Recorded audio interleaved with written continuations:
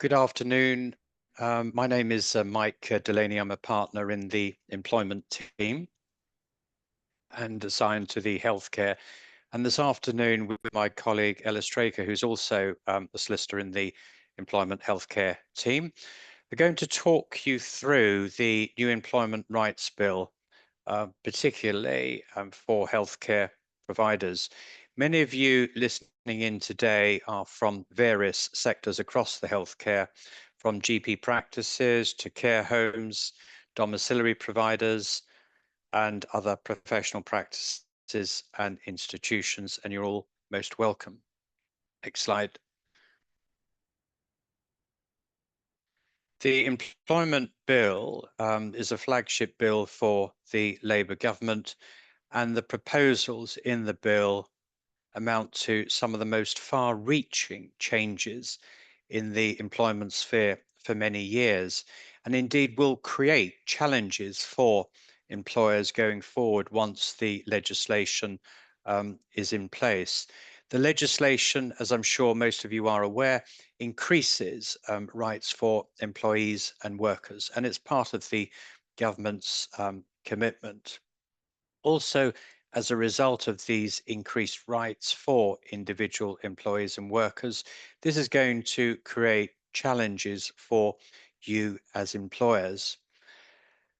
Where are we now? The current state of affairs is that the House of Lords during the summer proposed a number of amendments to the bill, but most of these, in fact, all of these changes were rejected by the Commons on the 15th of September 2025. So as a result, the bill is now likely to go through without any further amendments, given the size of the current Labour majority.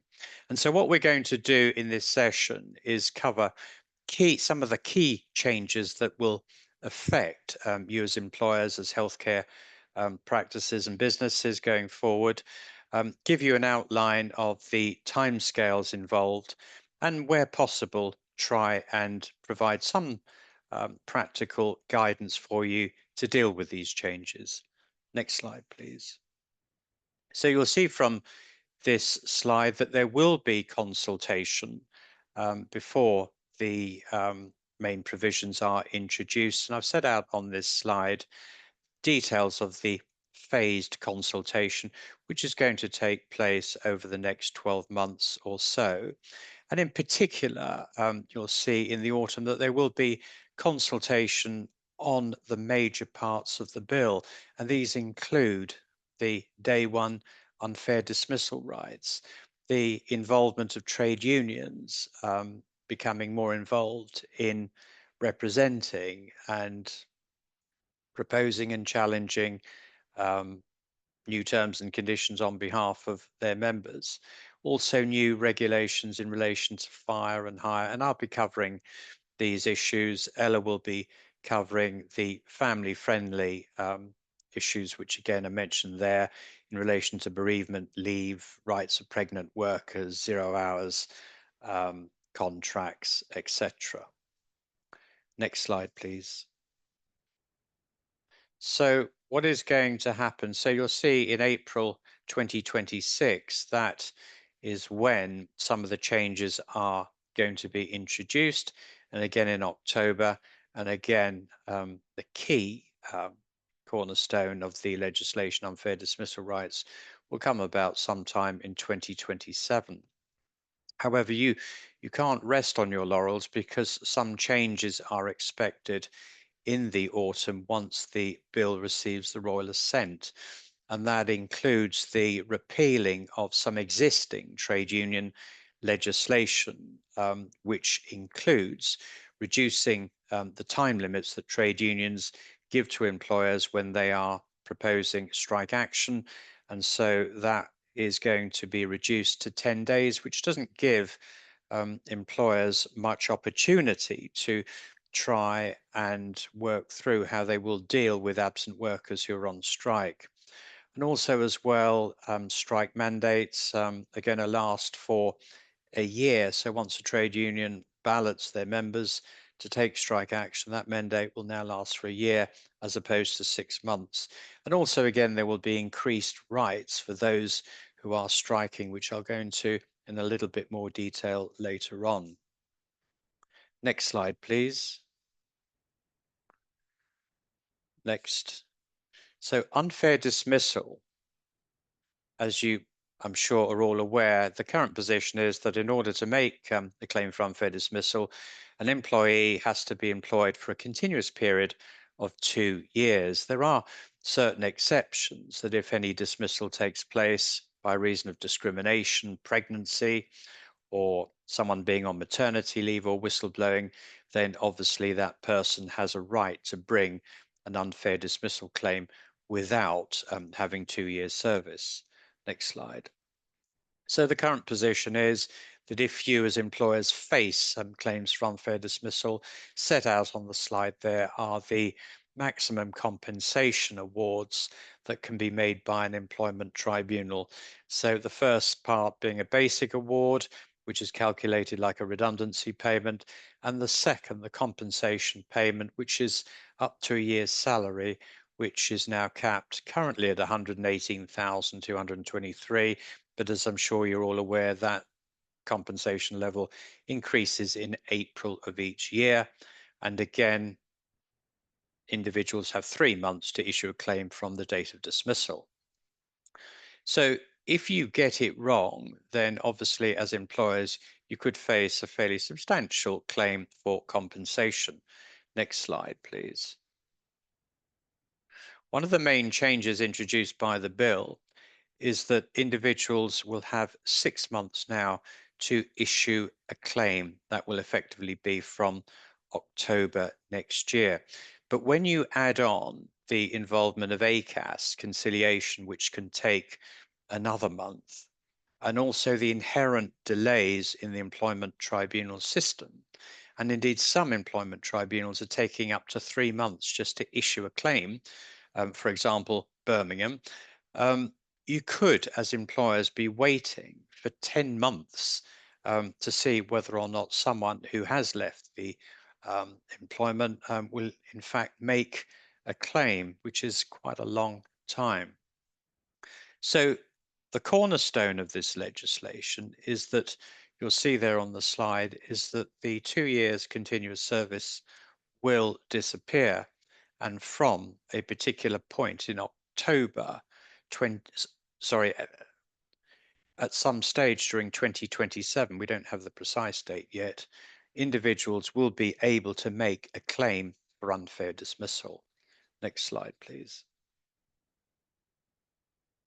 There are special rules that are proposed in the bill, is that an individual who hasn't started work will not be able to make a claim for unfair dismissal. But what's not clear at the moment is what does not starting work actually mean? What if an individual has started training or has undertaken an induction before the commencement of employment? That is an area which remains uncertain. There are supposed to be regulations that will be outlined in due course, so we might actually get some more information in due course. But again, if you dismiss someone who's actually been offered a job for an inadmissible reason, such as, and I've outlined there on the slide, someone who has political affiliations or opinions, trade union membership, or trade union related issues relating to someone not being able to take up their position, then again, these rights will essentially protect individuals and they will be able to bring claims in those circumstances. Next slide, please. During the initial period of employment, and again, we don't know what that period will be, but refer to it as a probation period, the school of thought and the proposals being discussed are 9 months. So if, for example, as employers, you decide to terminate someone's employment within the 9-month period, then you'll be obliged to undertake a modified process. But again, what's not clear, and hopefully it will become clearer once regulations are set out as to what a modified procedure will be, then employers will have to make sure that they take reasonable steps when they are not passing someone's probation. Um, and they will have to follow some kind of process. But again, we're not quite sure what that process will be. But our advice would be that if you have someone um, on probation, then you need to make sure that you do have robust probation reviews in place.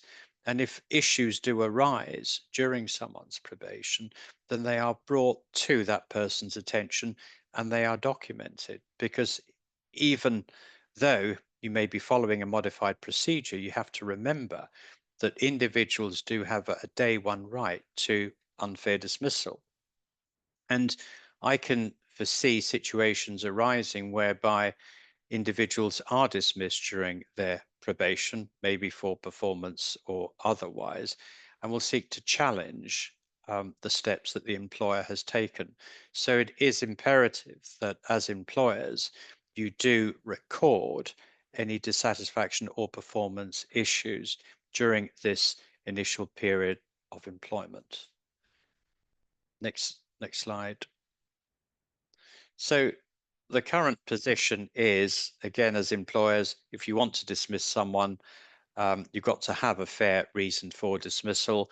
And again, that would include reasons such as gross misconduct, performance, contravening a statutory enactment, redundancy, or some other substantial reason entitling you to dismiss, again, after and in each case following a fair procedure. So that is the current rule.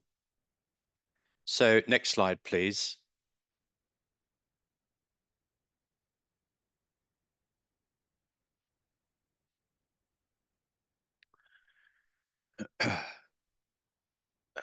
Where as employers, you're proposing to dismiss someone, for example, by reason of redundancy or some other substantial reason for dismissal, then the modified procedure will not apply. And so if you are going to dismiss using one of those grounds, then you will have to go through a full procedure. So take example redundancies. You might have in your employment, someone who's just joined you or in the very early days of employment. And if you decide then that you are making redundancies, then those persons who are new to your organization will have to be included as part of any selection pool and consultation process. So the modified procedure will not apply to redundancies. And again, you'll see on the slide that the government will have the power to lower or increase compensation awards as a result of failing to follow these procedures. Next slide, please. So again, as I'm sure you're all aware that at the moment, where you summon an individual to a disciplinary hearing, or indeed someone raises a grievance, they have a right to be accompanied by a work colleague or trade union representative. The bill is proposing that in the future, individuals who are facing disciplinary or indeed raising a grievance will be entitled to be accompanied by a certified professional companion. But no details as yet have been provided. And again, we expect to see that as part of any future regulations. But it does raise the prospect of individuals being accompanied by, for example, maybe HR advisors, maybe legal advisors, who will then be challenging your processes. So again, you need to be alive to that fact. So what should you be doing in readiness for this ground changing piece of legislation? Well, you've got to review your recruitment processes. You've got to make sure that they are robust and that you are selecting the correct candidate for the job, because it will be more difficult to um, terminate or dismiss going forward, particularly with this day one right. And again, as I was saying earlier, make sure that you do have robust probation reviews in place.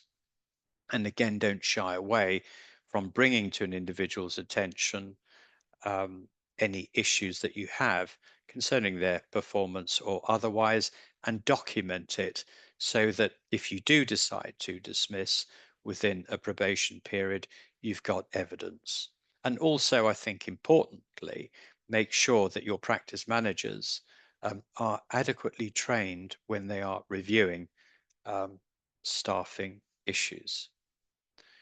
Next slide, please. Trade union access, again, is another major plank of the legislation. And in particular, there will be an obligation on employers to advise individuals who are joining your organizations that they have a right to join a trade union. Now, that again is going to cause difficulties because many of our clients at the moment don't necessarily want to be negotiating with trade unions. And this statement will have to be given in conjunction with the contract of employment. And so you'll have to deal with a new world where trade unions start to advise individuals or groups of employees on pay reviews, terms and conditions, working hours, etc. This is the new horizon that you as employers will have to deal with going forward. So you need to be considering at this stage how you will deal if you are in fact approached by a trade union. Next slide. Also, as well, you'll see there on the slides that unions must show 10% of membership within a proposed bargaining unit to apply for recognition. So, again, in healthcare, we see businesses that will have commonly groups of staff which constitute a bargaining unit. And that might, for example, within a GP practice, um, include all the administrative staff. Within a care home, it could be nursing staff. Within a domiciliary organisation, the care workers that go out in the field. So those are common groups of people. And what you might face as employers is an application from a trade union to represent some of those bargaining units in negotiating terms and conditions. And you'll see there again on the slide that the government does in fact have the power to adjust this threshold between 2 and 10%. So only 10% of a proposed bargaining unit need to be a member of a trade union, and trade unions will then try and um, involve themselves on behalf of their members in negotiations. Next slide. And also, as I was saying earlier, for those employees that do take part in legitimate industrial action, then they are going to be protected for the entire duration of a protected strike. And again, as we know, particularly in healthcare, there have been strikes in the past and again threatened in the future. So again, as organizations, how are you going to deal with that, particularly if you only get very short notice from a trade union that they are about to take strike action? So how can you deal with this new environment? Then again, you need to be looking at and reviewing the way in which you engage with your staff. Do you have, for example, staff forums? Are they listened to? Do you or should you be contacting trade unions on a voluntary basis so as to get off on the right start rather than becoming embroiled in contentious disputes about recognition. So, have you seen any signs of trade union activity?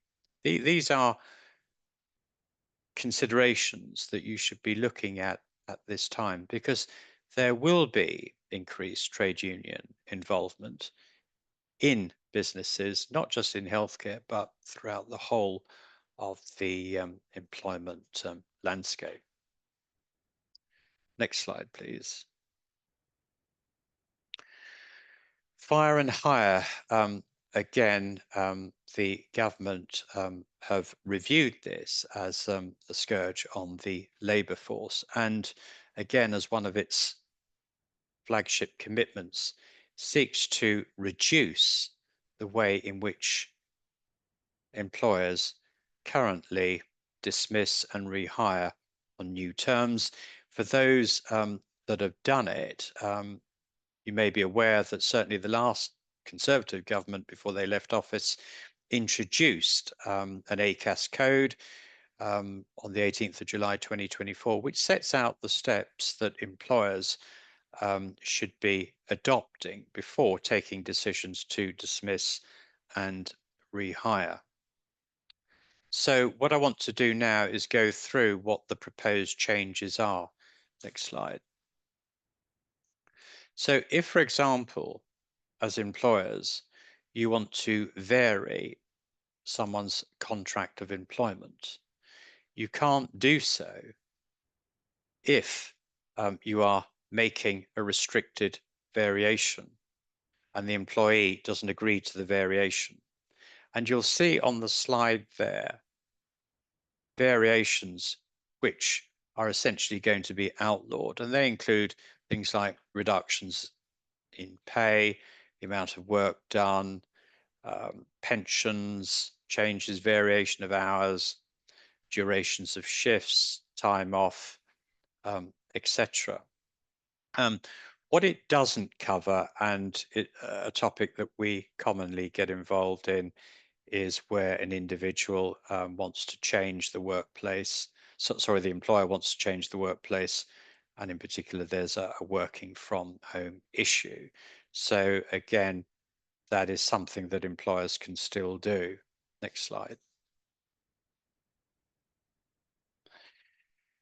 The legislation makes it very difficult to vary the contract of employment unless the employer is in financial difficulties. And as a result, there is a need possibly to make changes to the employment contract so as to ensure the survival of the business. So again, firing and rehiring is going to be very limited. Next slide, please. So again, when will firing and hiring be possible? And again, I've set out on the slide there the limited situations. So in other words, you can only make a variation provided the variation is not a restricted variation, which I was talking about earlier. And also there needs to be consultation with the individuals or groups of individuals. And a tribunal can take into account the factors that are set out on that slide. So why is the change necessary? Is it reasonable? Has the employer followed a fair consultation process? Have anything been offered in return for agreeing to the variation? And any other matters which are specified in the future by way of regulations. So what I would say at the moment is that having regard to these proposed changes, do you have any contractual changes on the horizon that you might need to bring forward? For example, changes that involve pay, pension hours, shift patterns, etc. If so, then you might want to consider whether you want to bring those changes forward. Also, as well, are your processes at the moment robust for varying contracts of employment? Also, as well, do you need to make use of positive levers to bring about changes or variations to the contract of employment. So in other words, for changes, do you offer maybe more generous pay reviews, promotion, enhanced benefits, um, rather than using the fire and rehire process? So again, do your contracts of employment have robust flexibility clauses to enable you to try and put forward and press forward those changes? So again, do your staff feel listened to? Strengthen your agreements with staff to try and secure their agreement where operational reasons um, dictate that you do need to make changes to the contract of employment. And also, as well, but quite controversially, do you consider moving employees away from employment to self employment? I'll now hand over to Ella, who will take you through the family friendly scheme. Thanks very much, Michael. Good afternoon, everyone. So in terms of an overview of the upcoming changes to leave provisions, and in particular family-friendly leave provisions, I'm going to be covering what you can see on the slide there. So that's changes to paternity leave and unpaid parental leave, changes to the statutory sick pay regime, extended protections for pregnant employees and those on maternity leave, and the new day one right to bereavement leave. Next slide, please. So looking at parental leave first, currently employees must have 1 year's continuous service before they qualify for unpaid parental leave. This will change. It will become a day one right, meaning employees can access it immediately on starting employment. The entitlement will remain the same though, so that's up to 18 weeks unpaid leave per child, capped at 4 weeks per year. In terms of paternity leave, at present, employees need 26 weeks continuous service by the 15th week before the baby is due or date of adoption to qualify. This requirement will be removed and paternity leave will also become a day one right. The statutory entitlement of up to 2 weeks leave to be taken in one block or 2 separate weeks within the first year remains unchanged. The bill also removes the current restriction preventing employees from taking paternity leave and pay after shared parental leave and pay. So to prepare for the change, relevant organisational policies will need to be updated to reflect the developments coming through with the bill. Can I have the next slide, please? Turning to statutory sick pay or SSP. So the bill will remove the current 3-day waiting period before SSP kicks in. This means that SSP will be payable from the first sick day rather than the fourth. The bill will remove the lower earnings limit for the payment of SSP. Under the bill, the weekly rate of SSP will be the lower of the prescribed weekly rate and 80% of the employee's normal weekly earnings. The prescribed rates will be finalised in an order in due course. This effectively means that all employees will be entitled to the lower of the SSP weekly rate or 80% of average earnings from day one of sickness absence. And according to the government's implementation roadmap, these changes will come into effect in April 2026, which I think was shown on Mike's slide earlier on. Can I have the next slide, please? How to best prepare for these changes? Well, employers will need to think about whether the changes will require a change to contractual terms and go through the necessary processes if applicable. There may also be a need to update policies, and employers may need to think about applying closer management of sickness absence. Next slide, please. Moving on to the topic of extended protection for pregnant employees. The bill introduces a power to make regulations to protect expectant mothers from dismissals other than redundancy, which is already covered under existing law, during or after a protected period of pregnancy. Further detail will be set out in regulations, including how the protected period is calculated and how the protection can apply even after pregnancy, such as in cases of miscarriage. So, a March 2025 government-backed amendment specifies that regulations will set out specific notices that will need to be given to the employee, the evidence the employer will need to produce, and other procedures that need to be followed. The explanatory notes confirm the intention to ban such dismissal except in specific circumstances. and we'll need to await the regulations for the precise detail of what this will require in practice. Next slide, please.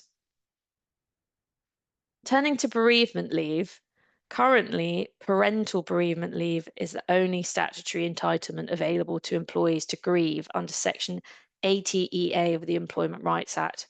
In other words, it's only available to those who lose a child under the age of 18 or who have a stillbirth after 24 weeks of pregnancy. So the bill introduces a new day one right to bereavement leave, as well as leave from work to grieve the loss of other loved ones.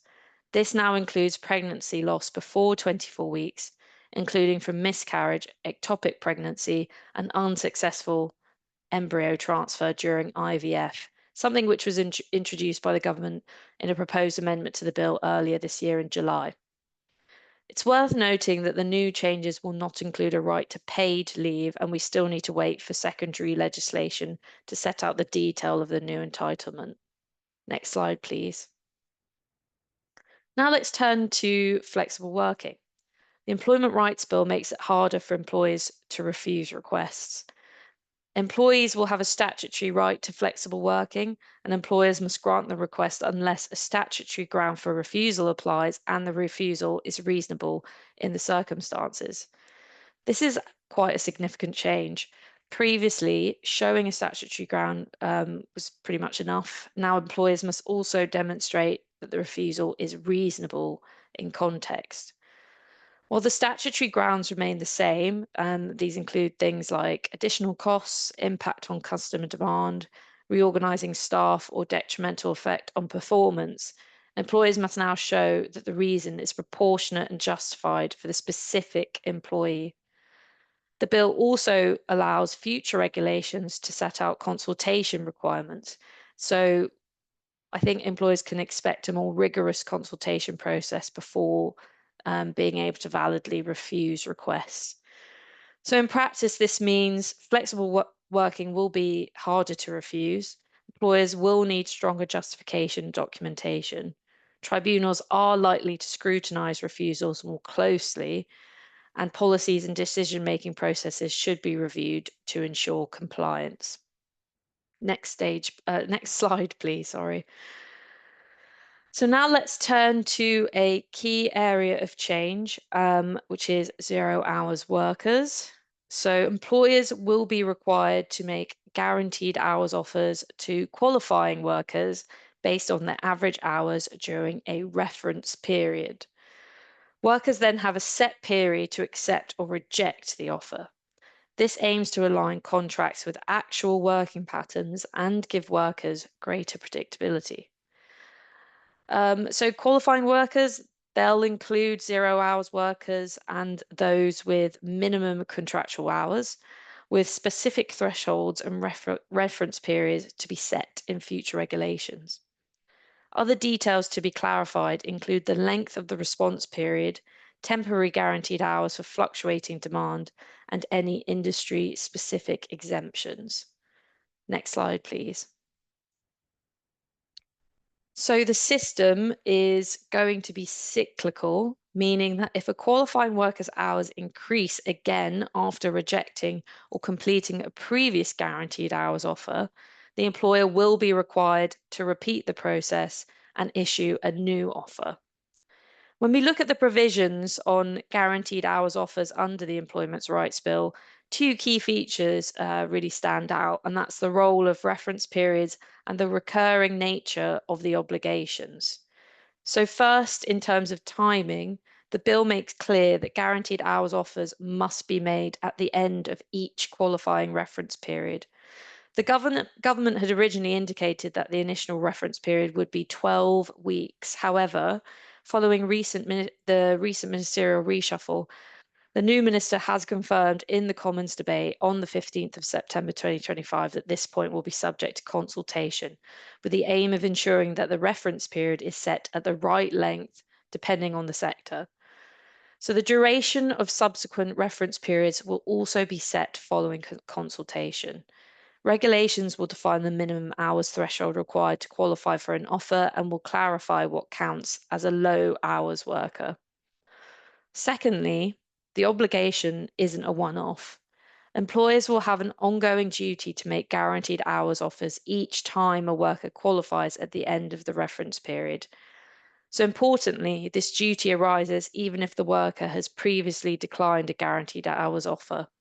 There's no mechanism for aligning reference periods across the workforce or for treating them as rolling, which means employers will need to track entitlements on an individual basis. So, of course, this structure creates a significant administrative burden for employers, particularly where workforces are large or engagement is irregular. Employers are going to need to ensure that they have robust systems in place to monitor reference periods, trigger offers, and record responses to remain compliant. Next slide, please. Turning to the contractual structure of guaranteed hours offers, there are several points that employers need to know. First, the offer must accurately reflect the hours worked during the reference period. Employers have flexibility in how this is documented. It can be a new contract or a variation to existing terms. Secondly, there are legal and evidential risks to consider. Employers must be able to justify the terms, especially if they are less favourable than the worker's actual hours. The bill presumes against limited term guaranteed hours offers where comparable work is being done on an open-ended basis. So a clear, evidence-backed business rationale is essential. Third, the bill allows contracting out of these rights, but only through a relevant collective agreement. And for this to apply, the agreement must be in writing and made by or on behalf of one or more independent trade unions and the employer. The relevant terms must be incorporated into the worker's contract. The worker must be notified in writing of both the incorporation and its effect. So if these conditions are met, then essentially the statutory rights do not apply. Where an offer has already been made, it can be withdrawn under the collective agreement, but only where the legislation allows. Otherwise, the worker can bring a claim. So this raises a strategic consideration. Would you consider entering into a collective agreement to preserve flexibility and manage compliance collectively? By doing so with an independent union, you can disapply parts of the 0 hours framework, but you should weigh the trade offs carefully and consider the organisation's long term flexibility needs. Next slide, please. Any fixed term guaranteed hours offers will only be permissible where the limitation is reasonably time limited. So a limited term contract will be reasonable if an employer reasonably considers the worker is only needed to perform a specific task and the contract provides that it will be terminated when the task is performed. The worker is only needed until the occurrence of an event or failure of an event to occur, and the contract provides that it will be terminated on occurrence of the event. Or there is only a temporary work need, and the contract provides that it will be terminated when the employer reasonably considered that needs to come to an end. So I think an example given there is someone providing cover for another worker, but this all still needs to be specified and set out clearly in the regulations.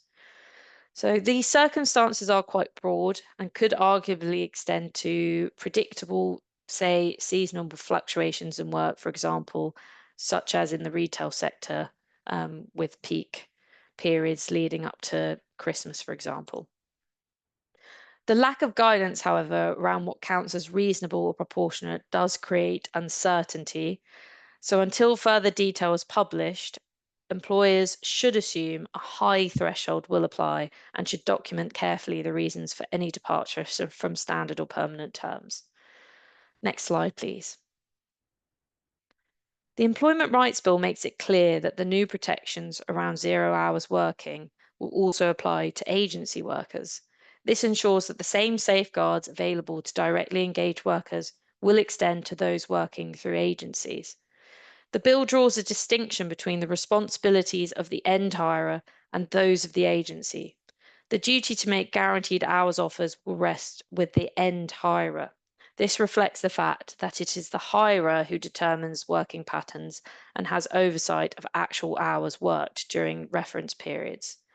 By contrast, the agency will carry the liability for compensating workers where shifts are changed at short notice. However, the bill also recognises that late changes are often driven by the hirer's operational needs. So, to address this, agencies will have a statutory right to recover those costs from the end hirer where the late change was caused by the hirer. This creates a shared framework of responsibility, but also scope for dispute between hirers and agency about who bears the ultimate cost. Employers engaging agency staff should therefore expect greater scrutiny of scheduling practices and should anticipate renegotiation of agency contracts to allocate risk in line with these new statutory duties. Next slide, please. So, as I've already touched on, the bill introduces new rights for workers to receive reasonable notice of shifts, as well as compensation for late changes, cancellations, or curtailments. Employers will need to provide advance notice of shift schedules with any late changes triggering potential compensation obligations. Next slide, please. So, in terms of preparing for the changes, I think some things that we would suggest set out on the slide and essentially include auditing your current workforce to identify the proportion of those engaged on 0 hour contracts or minimum hours contracts and in which areas of the organization are affected. Um, We'd also say it'd be worth reviewing how a 12-week average calculation might impact 0 hours or low-hour workers. And it would be helpful to also begin considering the contractual working patterns of these workers and what hours are worked in practice, in reality. We'd also suggest a review of current use of fixed term contracts and reviewing processes for managing requests for work and things like cancelling shifts, and consider how these might need to be changed for flexibility purposes. Next slide, please. Now, I'm going to cover harassment very briefly as this is a whole webinar topic in its own right. But essentially, the bill's going to first and foremost expand the current duty on employers to take reasonable steps to prevent workplace sexual harassment of staff. So, under the bill, employers will be required to take all reasonable steps to prevent such harassment. The Secretary of State is also going to have powers to set out regulations specifying exactly what steps employers must take to comply. One significant development in this space is third party harassment. So I think under clause 21 of the bill, employers could be held responsible if staff are harassed by people who aren't employees. So that's, clients, contractors, or members of the public. In addition, reporting sexual harassment will also be a protected disclosure under the whistleblowing framework. So, staff who report harassment, and that's past, present, or likely to occur, will be protected from detriment or dismissal. So, what do employees do in practice? Well, a good idea would first to be to revisit the steps you've already taken to comply with the preventative duty introduced in October last year, I believe, and whether any additional steps are needed. The EHRC also provides some useful guidance in this area, including technical guidance on sexual harassment at work. And I think step 3 of its guide, 8-step guide, refers to kind of risk assessments and how these can be used in relation to sexual harassment, and they should be tailored when doing so and should be undertaken on a regular and meaningful basis. And in other words, it's an ongoing duty. For third party harassment specifically, consider the types and frequency of third party contact with staff. So obviously, that's a real area of risk in the healthcare sector. but get senior level buy-in, review contracts, and think about things like displaying signage in public areas, providing dedicated and regularly updated training, and ensure robust reporting mechanisms, including anonymous options. I'd say in general, keep an eye out for future EHRC guidance as the provisions are clarified. So yeah, in short, employers need to actively assess and manage harassment risks, both internally and externally, and maintain up-to-date systems to meet these expanded duties. Next slide, please. So just kind of finish tying things up. Um, there's obviously a lot that we've covered today, but what are some things that you can do to prepare? Well, I think most importantly is to stay informed. Keep an eye on the bill's progress and on any consultations or draft regulations that follow, specifically those that might be relevant to your particular business or organization. The detail's going to be critical. You might want to consider nominating someone to track developments and flag key milestones, especially as you know we've talked about in this presentation, implementations staggered. On that topic, we regularly update and publish our own bill tracker, and a link will be made available to this via a QR code on the next slide, I believe. I think another thing as well is to make sure your senior teams understand what's coming down the line. It's really important for workforce planning, for example, if the reforms make it harder to use casual or 0 hours arrangement, that's going to impact things like flexibility and costs in your organization. Another thing to think about is taking stock of where you might be most exposed. You know, for example, if you're relying heavily on bank or agency staff, and also thinking about things like how robust are your dismissal and probation processes, and indeed prioritize those areas which are likely to attract scrutiny or early reform. And finally, I think, yeah, planning ahead. Think now. I think I've probably sounded like a broken record on this point, but have a look at your policies, have a look at your contracts and practices, which might need review once we get the full detail of the various bits of legislation. And it's just, yeah, building flexibility into the workforce planning so you can pivot as it all becomes clearer. So, in short, preparation is really about visibility, awareness, and flexibility. So, when the new rights arrive, you're ready to implement rather than simply react. So, can I have the next slide, please? So, if you want to, as I mentioned, access our regularly updated bill tracker, if you just scan that QR code and you'll get the link through there and then bookmark the link. It's a useful way of keeping up to date. I think the next slide should be questions. Um, if I could have the next slide, please, Gemma. Thank you. I think Yeah. Michael, we got some questions maybe in the Yes. chat. First one, will we share the slides? Yes.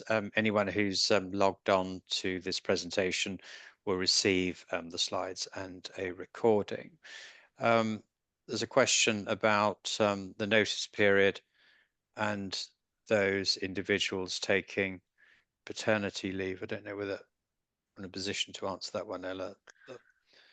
The notice currently a notice period for taking Mm. paternity leave. How will this work if the employee gives late notice because they've only just started in the role? I think the problem is that individuals are given an unfair dismissal right from day one. So I'm not sure whether there is any effective action that Mm. employers can take as a result of late notice being given. Don't know whether you have a view on that, Ella. No, I'd agree. Yeah, it's a good question, but it's not quite clear, is it? And as as these rights overlap with other rights, I think Mm, that's just adds to the complexity of the mm, situation, doesn't it? mm. We've also, I mean, there are other areas that we haven't covered today in the Mm, presentation because of time. And again, if you are involved in a collective redundancy situation, again, the rules relating to that area are also changing. And again, I'm sure you're all aware that if you don't engage in a collective redundancy situation where you're dismissing 20 or more people, then tribunals have power to make protected awards of up to 90 days pay. And again, that liability is increasing from 90 to 180 days pay. And also, again, if you're thinking about dismissing large numbers of staff, 100 plus, then again, the time limits are again being expanded. So these again are areas that might affect some of um, the larger employers that are logging into this webinar. Um, I think that's all. Right, someone else has said the oh, ERB tracker is not working. that's that's not We'll, ideal. we'll speak to our IT Yes. um, department on that one before the slides are sent out to delegates. Great. Okay, if there are no more questions, thank you all for listening in. And if you do have any questions going forward, feel free to contact Ella or myself. You'll see our details there and contact numbers. But we are going to be going through a considerable period of uplift um, or change in the next 18 months or so. And again, keep abreast of what those changes are and again, implement proposals to deal with them. Thank you. Thanks very much, everyone.